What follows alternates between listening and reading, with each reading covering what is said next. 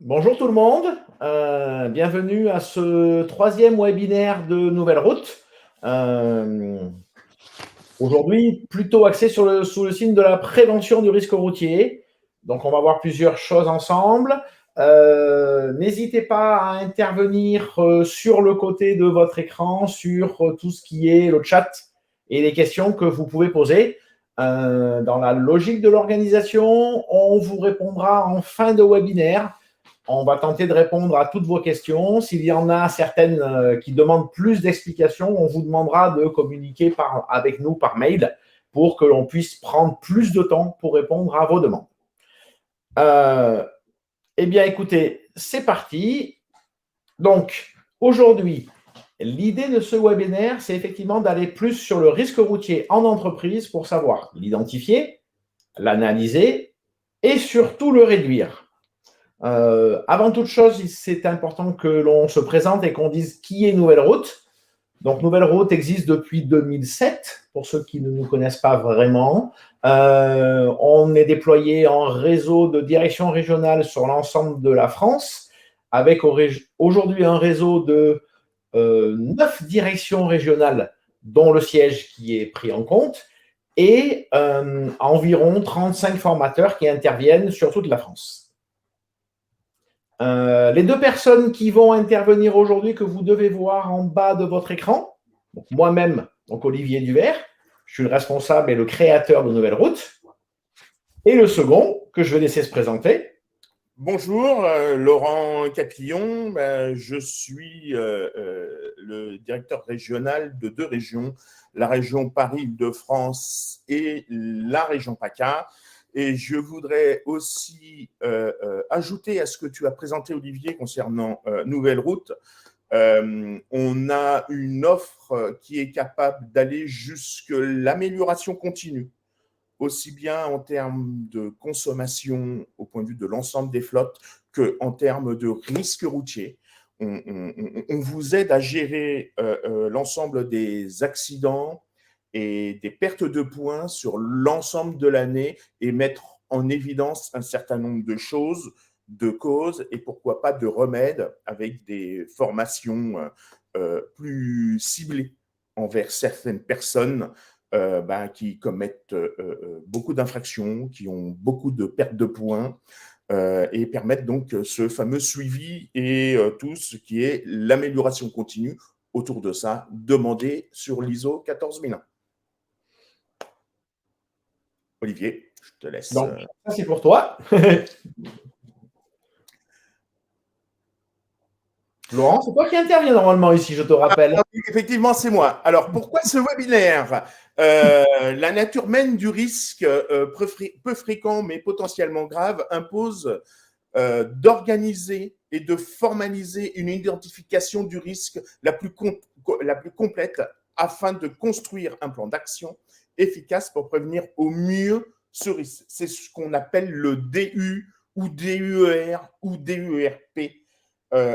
Qui est obligatoire aujourd'hui dans l'ensemble des sociétés avec le risque identifié et en face la solution que l'on peut mettre pour le limiter, voire l'annuler totalement.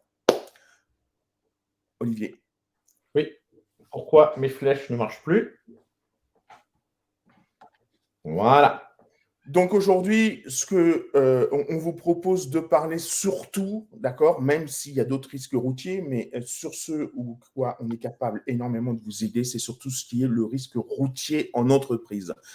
Et surtout vous expliquer pourquoi voilà, le risque routier est un risque professionnel à ne pas négliger. Vous connaissez tous la responsabilité civile et pénale du chef d'entreprise, l'article L4121.1 et suivant du Code pénal, d'accord, qui précise un certain nombre d'obligations de l'employeur en matière de santé et de sécurité. Dans ce contexte aujourd'hui, dans le contexte de judiciarisation, excusez-moi, je ne connaissais pas ce mot-là avant hier, hein, de plus en plus important, l'entreprise doit mettre en place toutes les mesures nécessaires pour éviter l'altération physique, psychologique de ses salariés afin de répondre à son obligation de sécurité de résultat. Juste pour ceux qui, comme moi, ne connaissaient pas ce mot-là, judiciarisation, c'est tout simplement le fait de recourir de préférence à des solutions judiciaires pour régler les litiges plutôt que tout ce qui est de la médiation et de l'accord amiable. Donc, c'est la société d'aujourd'hui qui veut ça. Donc, il va falloir faire de plus en plus attention parce qu'effectivement, on rentre dans une société qui est un petit peu comme les Américains l'ont eu depuis un certain nombre d'années. Et effectivement, il va y avoir de plus en plus de dépôts de plaintes judiciaires. Olivier? Oui, ça y est. Quelles conséquences judiciaires? Alors, situé au carrefour de plusieurs codes, le code du travail, de la sécurité sociale ou le code de la route, des assurances pénales et civiles, le contexte juridique des accidents de la route expose l'entreprise à des conséquences multiples et plus importantes que celles d'un accident de travail survenant dans l'enceinte d'un établissement. Effectivement, quand les personnes, malheureusement, ont un accident de la route en voiture, elles ne sont pas forcément dans l'enceinte, elles sont à l'extérieur. Et surtout, ce qu'il faut faire attention, c'est souvent, c'est lors des déplacements avant, pendant et après la journée de travail. Et du coup, il y a un certain nombre d'éléments à prendre en compte, les horaires. Des fois, les déplacements se font avant et après les journées de travail pour éviter d'empiéter sur la productivité. Et tout ça sont des choses, sont des causes à analyser sur le document unique pour voir si cette multitude de petits éléments qui vont favoriser la productivité de l'entreprise ne vont pas à l'encontre de la sécurité de l'ensemble des collaborateurs de la société. Voilà.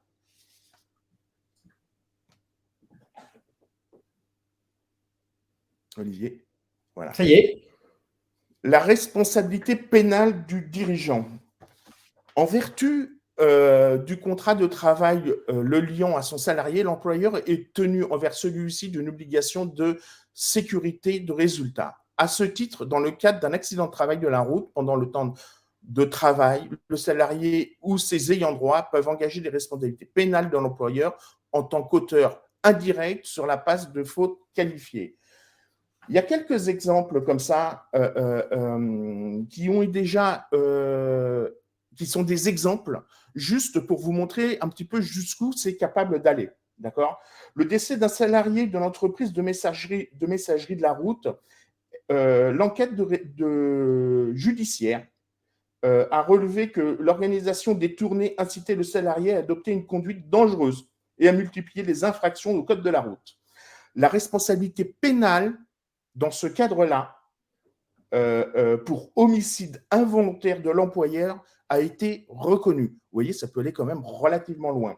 Il y a une deuxième faute aussi qui expose souvent le salarié à un certain risque auquel on ne pense pas quand on est un employeur, alors ou des BTP ou on va dire de grosses messageries, c'est par exemple un salarié d'une entreprise de bâtiment a été victime d'un accident mortel sur la route suite à une perte de contrôle de son véhicule.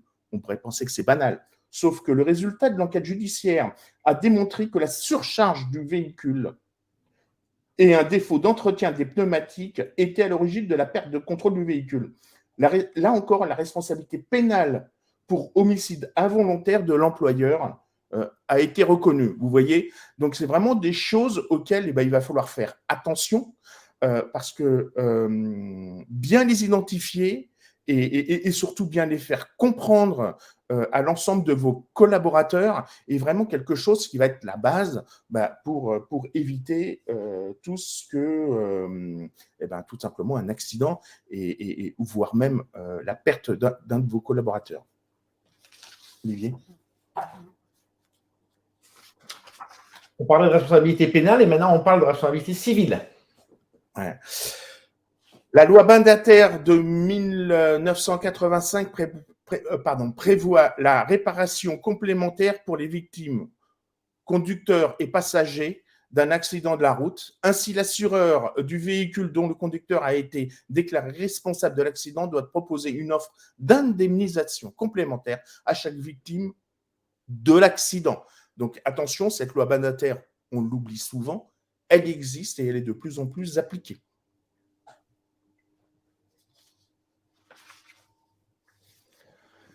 La responsabilité civile de l'employeur. Par ailleurs, le manquement à une obligation de sécurité de résultat a le caractère de faute inexcusable, au sens de l'article L. 452-1 du Code de la sécurité sociale, lorsque l'employeur aurait dû avoir conscience du danger auquel est exposé le salarié et n'a pas pris les mesures nécessaires pour l'en préserver. Où il faut faire attention à ça, c'est que on va vous demander si malheureusement il arrive quelque chose, le DU ou DUR, mais surtout, ce qu'on va aussi vous demander, c'est de la manière dont il a vécu.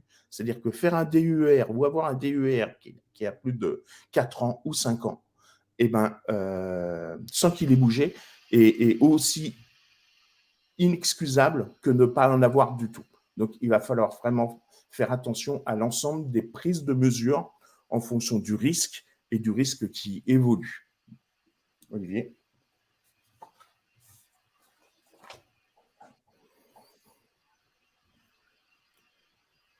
Là, on est sur la faute inexcusable.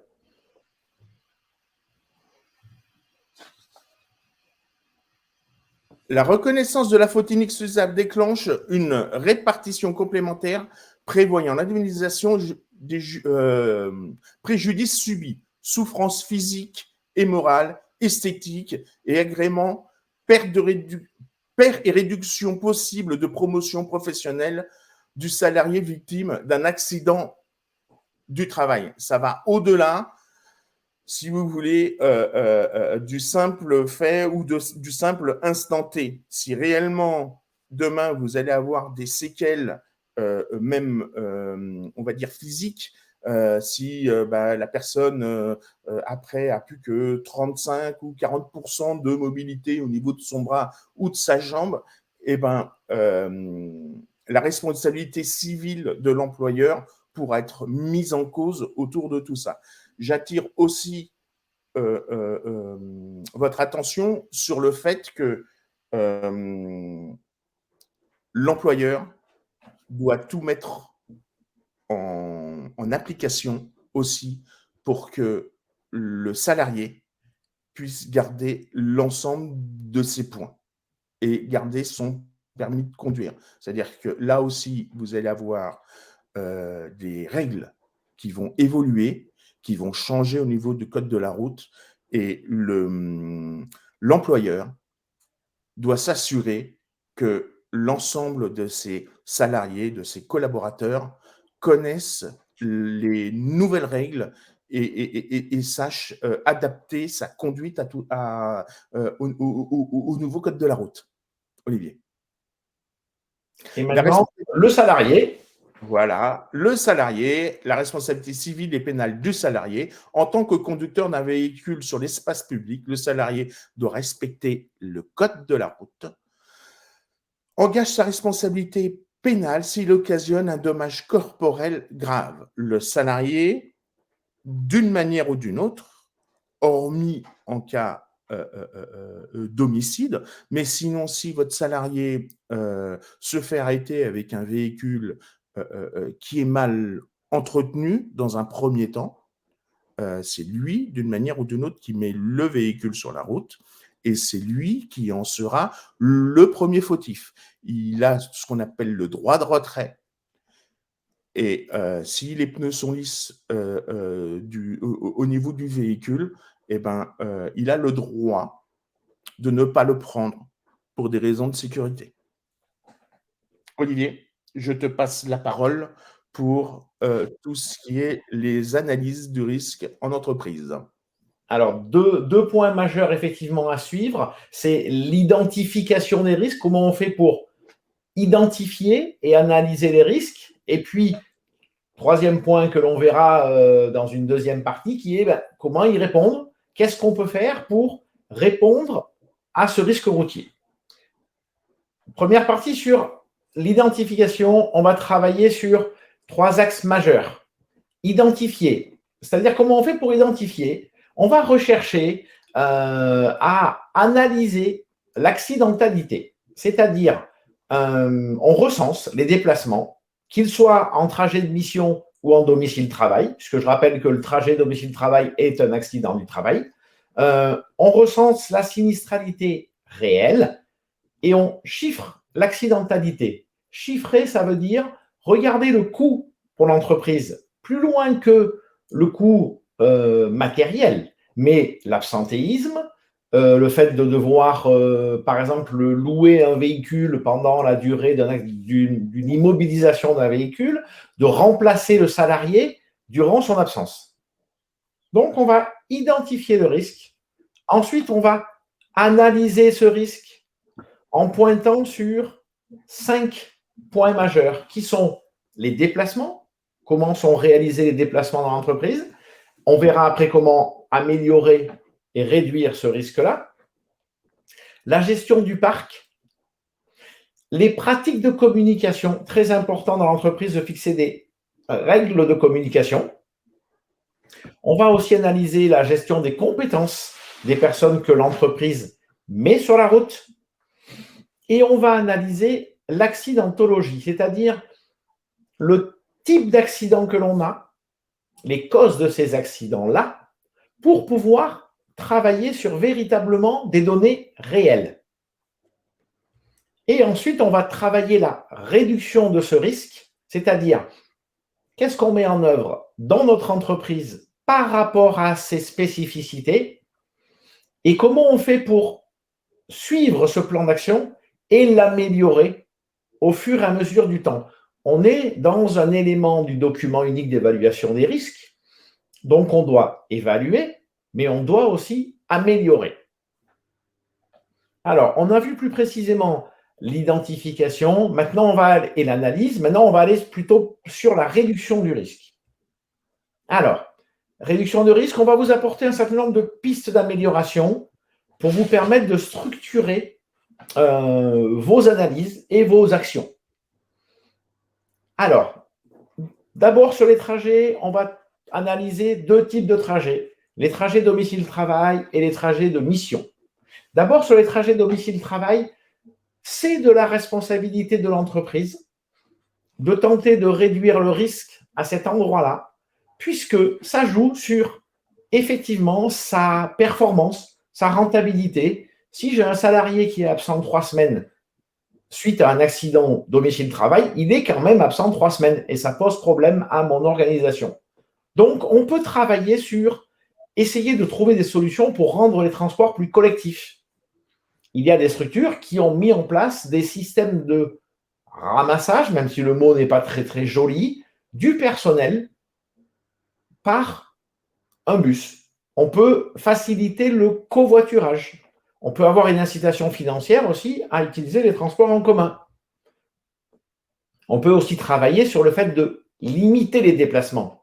On a vécu une période sanitaire où effectivement, on peut augmenter le télétravail. Beaucoup d'entreprises ont constaté des améliorations de la productivité, mais on peut jouer sur d'autres éléments, des espaces de repas pour que les salariés restent dans l'entreprise à la pause méridienne. Réduire les temps de ces pauses-là peut être une bonne idée aussi pour que les salariés restent plus. Et puis, privilégier des embauches de proximité. On va aussi travailler sur les conditions de conduite, c'est-à-dire sécuriser un petit peu plus, par exemple, dans l'entreprise, en aménageant les parkings, en mettant des plans de circulation en place, ou alors en aménageant les horaires de travail pour permettre aux gens de venir et de repartir hors des horaires de charge forte de circulation. Alors, dernier point, l'entreprise à cette obligation d'information et de sensibilisation, jusqu'à des obligations de formation qui vont aussi jouer sur les trajets domicile-travail, sur la sécurité des véhicules qui sont utilisés, sur la sensibilisation aux risques routiers et à l'éco-conduite. On pourra en parler dans un deuxième temps, plutôt sur les salariés qui font des déplacements dits de mission. D'ailleurs, on y vient à ces déplacements de mission. Premièrement, tout trajet qui n'est pas fait ne met pas le salarié en risque d'accident. Donc, on peut, dans l'entreprise, privilégier, on en parlait, le téléphone et Internet, ou des réunions en visio ou en audio pour éviter de se déplacer.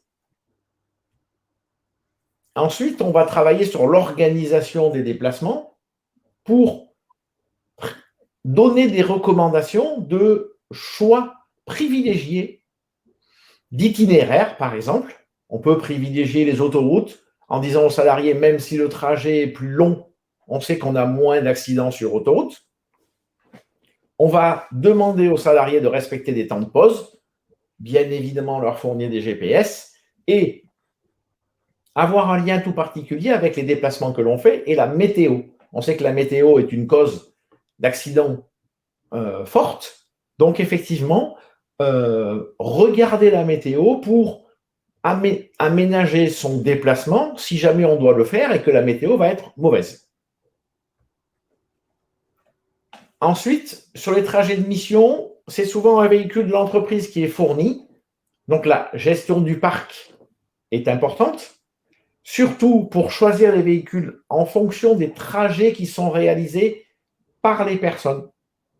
C'est-à-dire adapter véritablement le véhicule au type de trajet, l'équiper des équipements de sécurité les plus récents. Je fais juste un petit aparté sur la loi montagne qui rentre en vigueur à partir du 1er novembre prochain et qui oblige un certain nombre d'équipements, soit des pneus hiver, soit d'avoir dans le véhicule des chaînes ou ce que l'on appelle des chaussettes pour, en cas de neige, pouvoir équiper les véhicules. Cette loi montagne, elle touche énormément de départements, qui parfois peuvent être surprenantes. J'étais en formation récemment sur Toulouse. Toulouse est concerné par la loi montagne. C'est-à-dire que tous les véhicules, je travaillais pour une commune, tous les véhicules de cette commune vont devoir être équipés soit de pneus hiver, soit de chaînes. La loi montagne, c'est 42 départements, Olivier, qui doivent demain s'équiper avec ça. Et juste pour exemple, comme tu disais, juste pour illustrer ce que tu dis, toute la région PACA, hormis le département 13, doit s'équiper en pneus hiver, en pneus 4 saisons, ou avoir effectivement ces fameux équipements chaînes dans le coffre, quoi. Voilà. Si vous tapez loi montagne sur Internet, vous trouverez tout de suite la carte et les obligations. Un élément qui est important dans la gestion du parc, c'est l'entretien des véhicules, puisqu'on sait qu'un véhicule bien entretenu va, de toute façon, pour vous, durer plus longtemps et, en termes de sécurité, mieux se comporter en cas d'urgence. Alors, on va en parler sur les protocoles de com en disant, effectivement, pas de téléphone au volant, c'est une information qu'il faut faire circuler et que l'on peut mettre dans le règlement intérieur dans une entreprise, ou alors avoir une logique de renvoi d'appel vers un standard ou un message. Il y a maintenant des applications sur smartphone qui permettent de dire « Je conduis, merci de m'envoyer un mail que je lirai lors de mon prochain arrêt ». Et puis, on intègre effectivement ce protocole-là dans le règlement intérieur. C'est primordial. Juste pour rappel, il est interdit de téléphoner en conduisant, quel que soit le système installé dans le véhicule. Ensuite, effectivement, on va pouvoir travailler sur des notions de formation, puisque notre salarié conduit pour l'entreprise. On a cette obligation de formation, donc d'adapter les compétences de la personne au métier que cette personne remplit. Et si cette personne remplit un métier pour lequel elle doit se déplacer, on a une obligation de formation en prévention du risque routier pour tous les salariés et en éco-conduite pour un certain nombre de salariés. C'est entré en vigueur avec la loi climat, le décret étant sorti fin août, ou pour les entreprises de plus de 100 salariés et pour les collectivités de plus de 20, pardon, c'est pas salariés, de 100 véhicules légers et pour les collectivités de plus de 20 véhicules légers, on a une obligation de formation à l'éco-conduite. Et il est aussi recommandé de former au premier secours. C'est pas que l'éco-conduite, Olivier. Alors, il y a effectivement l'éco-conduite et il y a aussi tout ce qui est une obligation de prise en main des nouveaux types de motorisation au niveau des véhicules. Mais peut-être que tu y reviendras un petit peu plus tard. Véhicules hybrides et véhicules électriques. Ouais. Hybrides et hybrides rechargeables. Voilà. On doit aussi prendre soin, on en parlait, Laurent en parlait au début sur cet article de loi, dont je ne sais plus le numéro, on doit prendre en compte la santé de son salarié.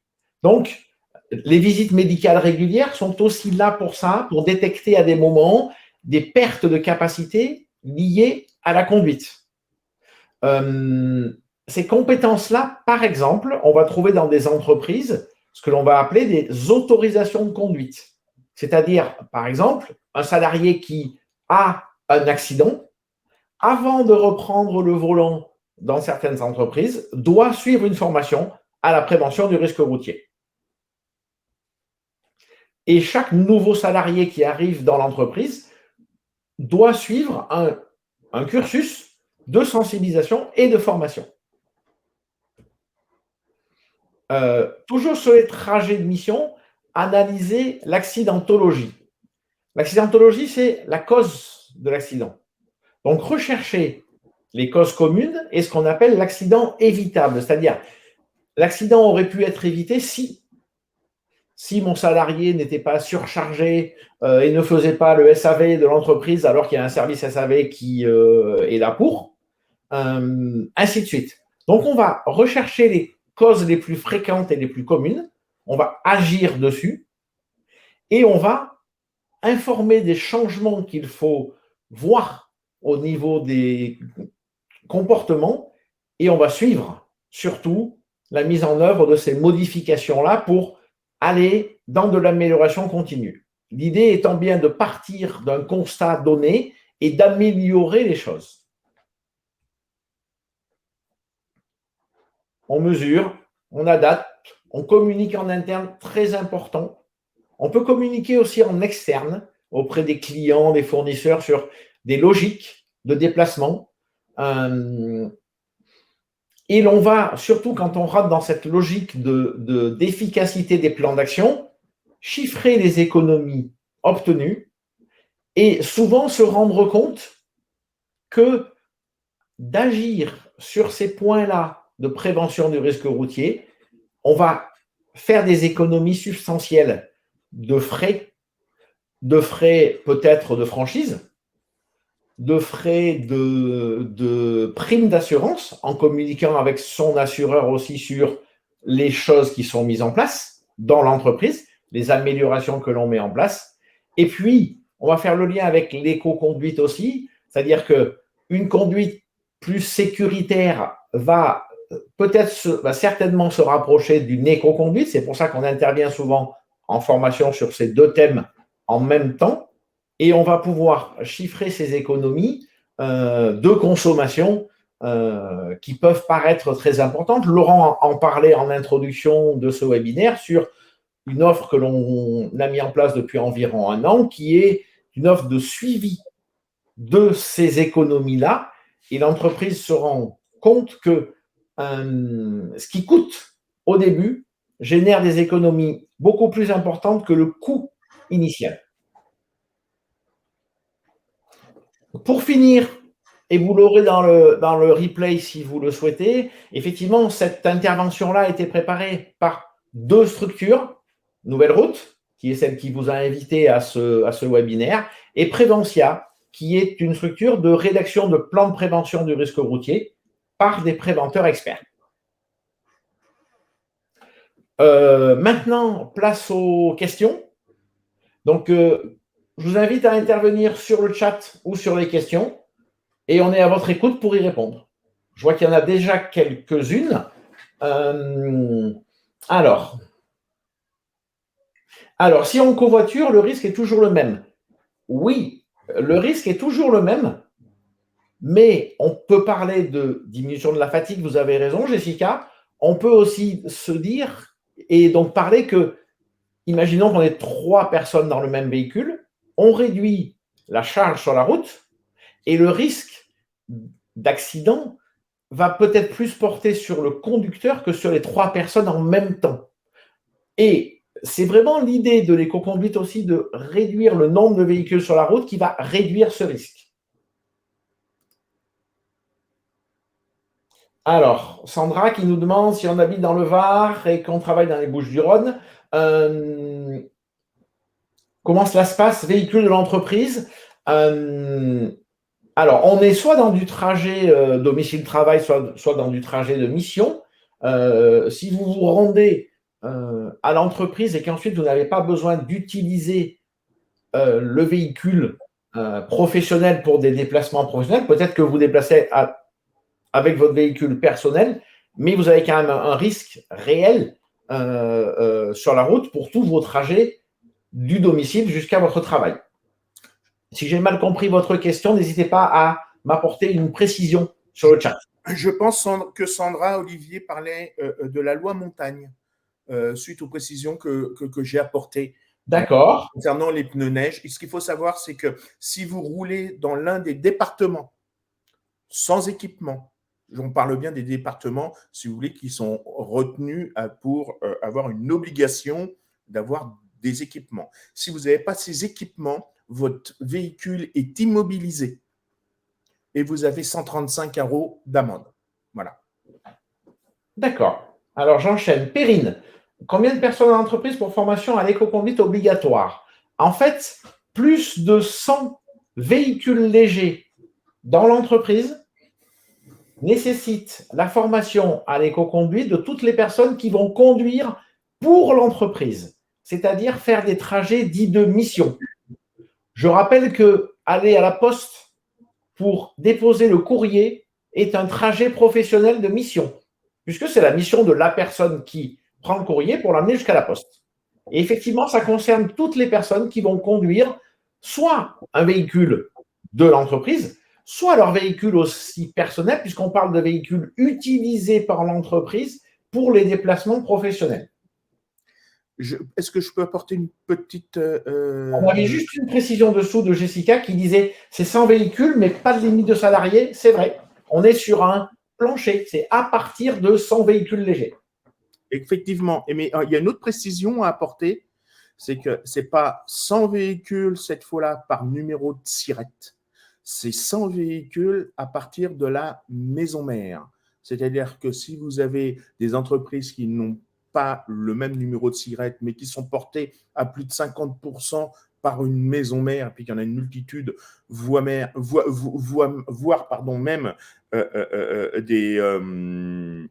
des filiales ou des choses comme ça, c'est l'ensemble du package du parc véhicule qui est à prendre en compte. Alors, depuis quand cette loi sur la formation à l'éco-conduite est appliquée? Le décret est sorti de mémoire le 24 août. Tout à fait. J'ai donc une bonne mémoire. 2021. Oui, 2021, pardon. Voilà, donc c'est tout nouveau, tout frais. Entre eux, comme Laurent le précisait, cette notion de formation à l'éco-conduite et deuxièmement, l'obligation de formation pour les gens qui vont conduire des véhicules hybrides rechargeables ou non rechargeables à l'utilisation optimale du mode électrique. Est-ce que les FIMO et FCO prennent en compte cette formation à l'éco-conduite? Oui. La FCO va être renforcée pour développer le temps, mais là on est sur du poids lourd quand on parle de FIMO et de FCO. Donc effectivement, la FCO va être renforcée pour augmenter le temps sur l'éco-conduite. Et la loi climat et résilience parle de véhicules légers.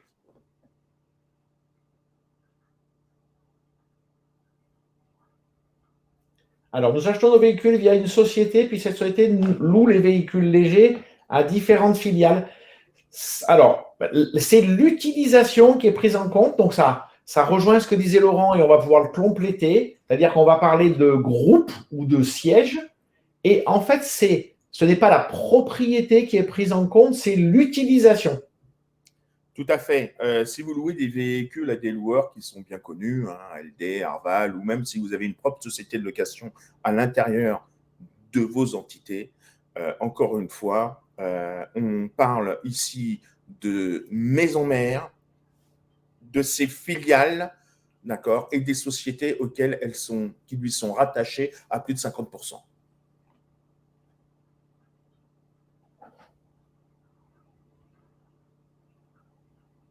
C'est comme l'obligation, c'est pareil, de changer ses véhicules. Ce qu'il faut savoir, c'est qu'aujourd'hui, au même rythme, il y a dans la loi climat et résilience la loi l'homme qui a été rapportée, d'accord, et rattachée à cette loi climat et résilience. Et du coup, il va falloir que vous changiez un certain nombre de véhicules. En véhicule dit propre, j'attire votre attention sur ce type de véhicule. On parle de véhicules dits propres, de véhicules qui font moins de 60 grammes de CO2 au kilomètre. Qui rejettent moins de 60 grammes de CO2 donc au kilomètre. Exactement. Donc, il y a un certain nombre de véhicules hybrides, surtout hybrides, qui ne rentrent pas dans cette case-là. Et les gens qui achètent des véhicules hybrides aujourd'hui ne pourront pas dire on a changé 20% du parc en véhicules propres. J'attire aussi votre attention sur le fait qu'il y a des nouvelles lois qui viennent d'être votées au niveau des véhicules qui vont être commercialisés à partir de 2022-2023, qui est l'obligation d'avoir des régulateurs de vitesse auto-adaptatifs dessus. On s'en sert pas forcément, on ne sait pas forcément se servir de ce type de régulateur. Ça peut être une source de désagrément au niveau de la conduite. Et effectivement, autour de ça, je pense qu'il y a des sociétés comme la nôtre qui vous aident à mieux appréhender la conduite et qui vous forment à l'ensemble de ces nouveaux équipements qui vont être présents sur l'ensemble de ces voitures et jusqu'à la conduite autonome de niveau 2. Voilà. Pour répondre à la question de Perrine sur le CPF, oui, c'est effectivement dommage que les formations de formateurs à l'éco-conduite aient toutes confondues. Vous marquez chez nous, mais que ce soit chez nous ou ailleurs, c'est la même chose. Le CPF finance des formations qui sont certifiantes, qualifiantes ou diplômantes. Aujourd'hui, il n'y a pas en éco-conduite et en prévention du risque routier de formation de formateurs qui rentrent dans ce cadre. À l'avenir, ça sera possible, sachant qu'un dossier de demande d'agrément CPF, si on peut le nommer comme ceci, met entre 9 à 12 mois à partir du moment du dépôt jusqu'à l'acceptation. Et l'acceptation se fait si on considère que la personne qui va être formée a un vrai avantage professionnel à avoir cette formation-là. Donc, a une vraie compétence supplémentaire à mettre en avant. Et cette analyse-là est au choix de France Compétences et pas de nous, malheureusement.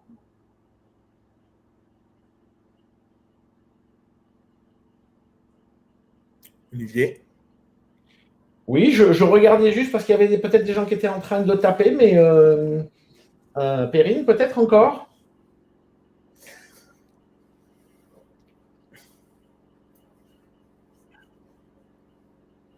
Je peux compléter juste, Olivier, sur un élément qu'on n'a pas évoqué aujourd'hui et qui est obligatoire dans les sociétés depuis 2016, qui est le PLE, le plan de déplacement entreprise, qui vient se raccrocher bien sûr au DU ou au DUER,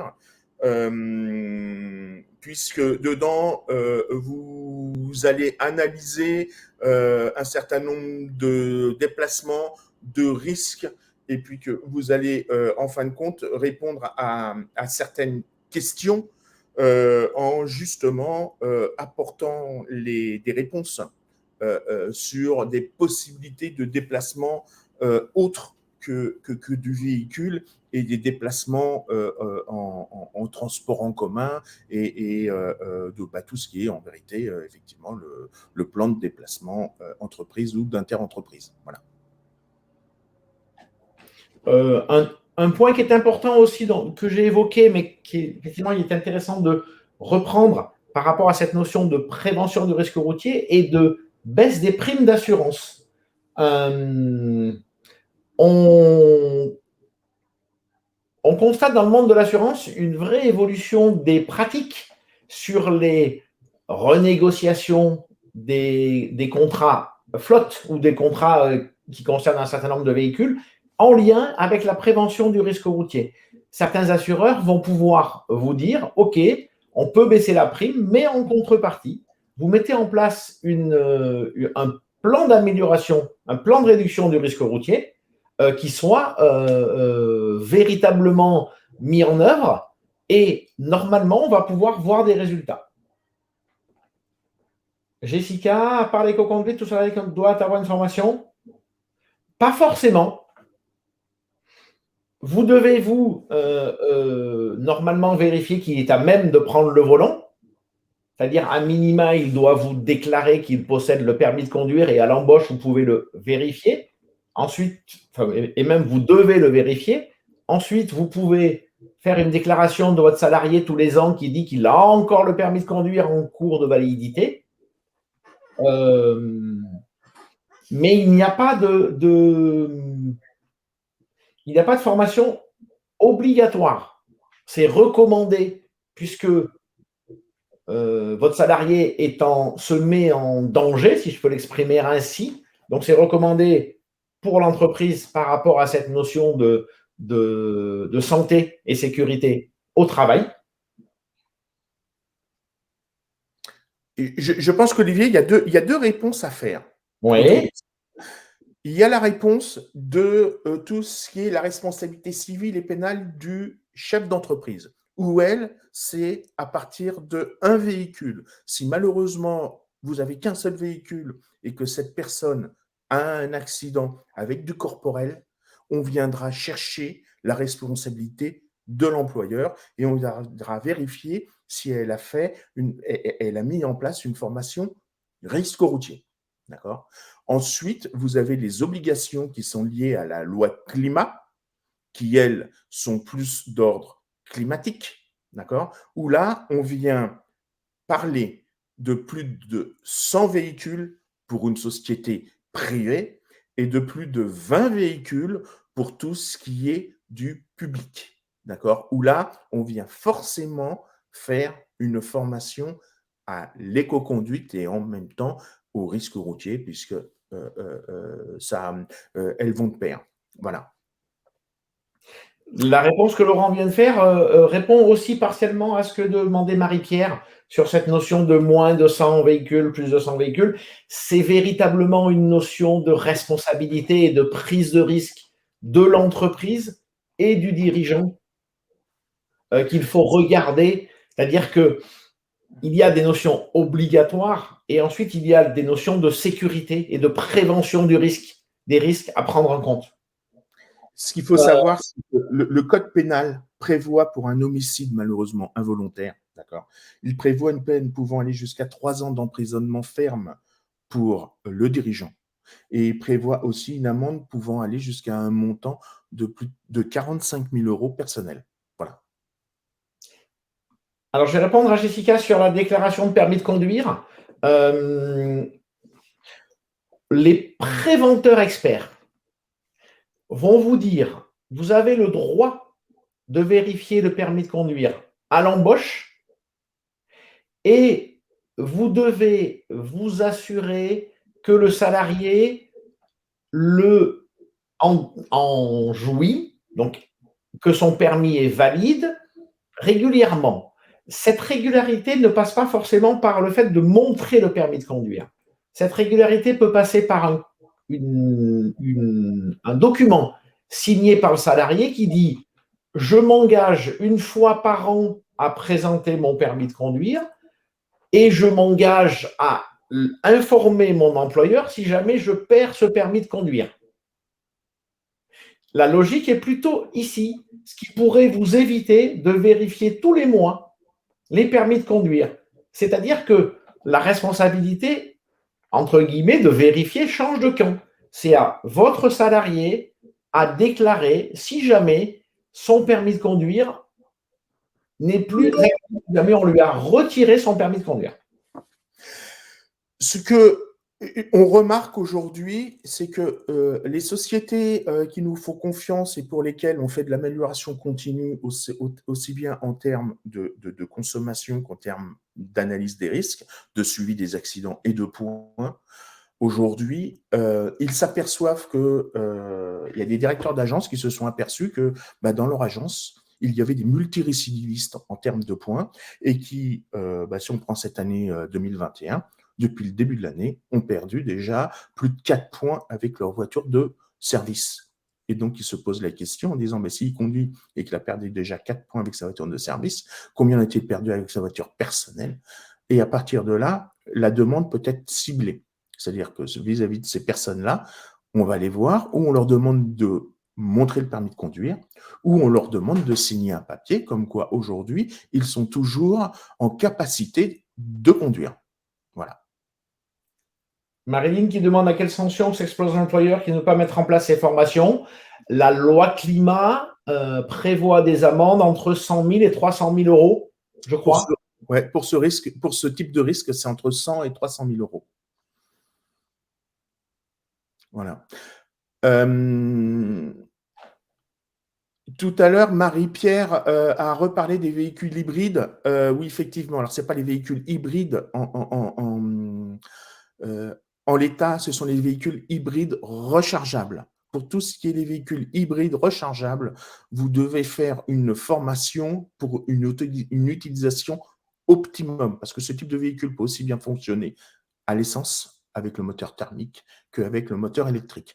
Donc, l'utilisation de ce type de véhicule, aussitôt qu'il rentre dans le parc de la société, demande une formation pour une meilleure utilisation de ce type de motorisation avec la compréhension des besoins de recharge et puis de conduite avec la meilleure efficience possible. D'ailleurs, en parallèle de cette notion de prévention du risque routier, pensez bien aussi aux obligations de renouvellement donc données par la loi LOM sur l'entreprise doit avoir 20%, 30% selon les années de renouvellement de véhicules dits propres. Juste un point par rapport à ce que disait Laurent, c'est donc des véhicules électriques ou des véhicules hybrides qui rejettent aujourd'hui moins de 60 grammes de CO2 au kilomètre, mais dans quelques temps, Laurent, 50 grammes. C'est ça. Et si une problématique que les entreprises vont rencontrer par rapport à ces notions-là, c'est que de nombreuses ZFE vont voir le jour en France, donc ZOD à faible émission, dans les grandes villes, agglomération de plus de 150 000 habitants, exactement, dans lesquelles on ne pourra rentrer qu'avec ces véhicules dits propres. C'est-à-dire que commercialement parlant ou techniquement parlant, selon les métiers de l'entreprise, certaines entreprises vont se retrouver bloquées à l'entrée des villes parce que le véhicule utilisé pour faire la prestation ou pour se rendre au rendez-vous ne sera pas vignette critère 0.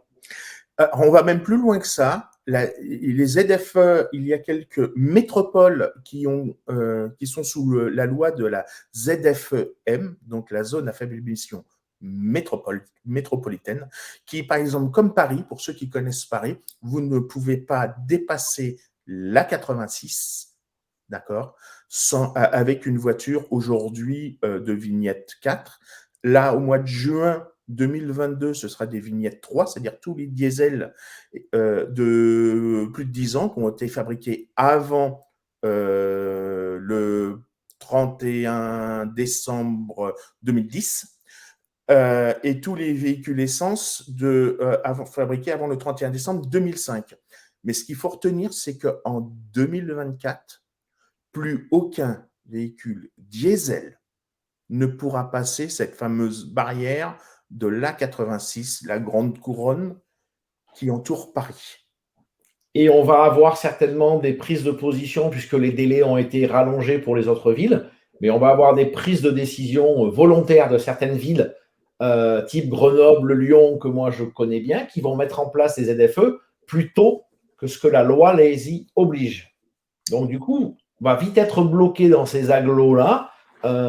Avec des véhicules, on ne pourra pas rentrer avec des diesels ou avec des essences effectivement un petit peu anciens. Alors, les flottes évoluent, on n'est pas encore au top du top au niveau offre, mais l'offre évolue véritablement sur des véhicules hybrides rechargeables plus petits. Mois après mois, l'offre grandit sur ces possibilités-là. On n'a plus de questions. Je pense qu'on a fait le tour de vos questions. Une seule chose, effectivement, mais écoutez, n'hésitez pas à revenir vers nous pour approfondir certains points. On est à votre écoute et à votre disposition pour, comme on l'a fait aujourd'hui à propos du chat, mais peut-être plus personnalisé si vous avez des questions par rapport à ça, pour vous renseigner sur ces éléments-là. Si vous voulez, avec Olivier, on peut essayer de vous reprogrammer fin octobre un nouveau webinaire autour de justement, même si on l'a déjà fait, mais un petit rappel sur ces lois climat et résilience, la loi l'homme, les ZFE et tout ce qui est la loi montagne. Étant donné que ça va impacter et vos métiers au point de vue de la sécurité et la production des sociétés et vraiment il y a vraiment des choses à mettre en place et il ne faut pas acheter n'importe quoi comme véhicule car ça va vraiment être regardé. En plus, comme vous le savez, on a des élections présidentielles qui vont arriver et c'est des choses que le gouvernement d'aujourd'hui donc a mis en place d'une manière accélérée et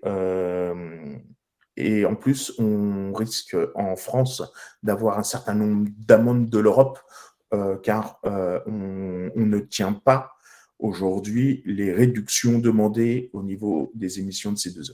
Voilà. Juste Marie-Pierre, pour conclure, vous allez recevoir par mail automatique un lien pour pouvoir télécharger ce webinaire et le consulter donc à loisir.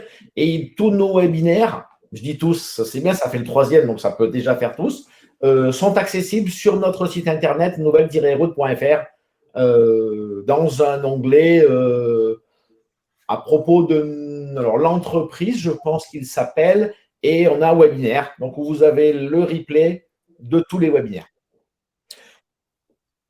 Merci à tous et à toutes pour votre participation. J'ai bien noté qu'il fallait que je rappelle quelques personnes. Je vous souhaite une bonne journée et une bonne semaine. Merci à tous pour ce partage. Vous l'avez compris, Nouvelle Route est là pour vous aider aussi bien à mettre en place vos documents d'analyse de risque, surtout sur tout ce qui est risque routier, vous aider à mettre en place les formations qui vous collent le mieux sans forcément, et puis surtout chez nous, on insiste là-dessus, c'est qu'on essaye de ne pas trop perturber la production et en même temps, on est aussi conseil sur tout ce qui est l'analyse de votre flotte de véhicules, justement, pour pallier à toutes ces nouvelles lois qui sont là, et en plus pour réellement pouvoir apporter à vos collaborateurs les véhicules qui conviennent le mieux à ce qu'ils font au regard de tous ces changements. Merci. Au revoir.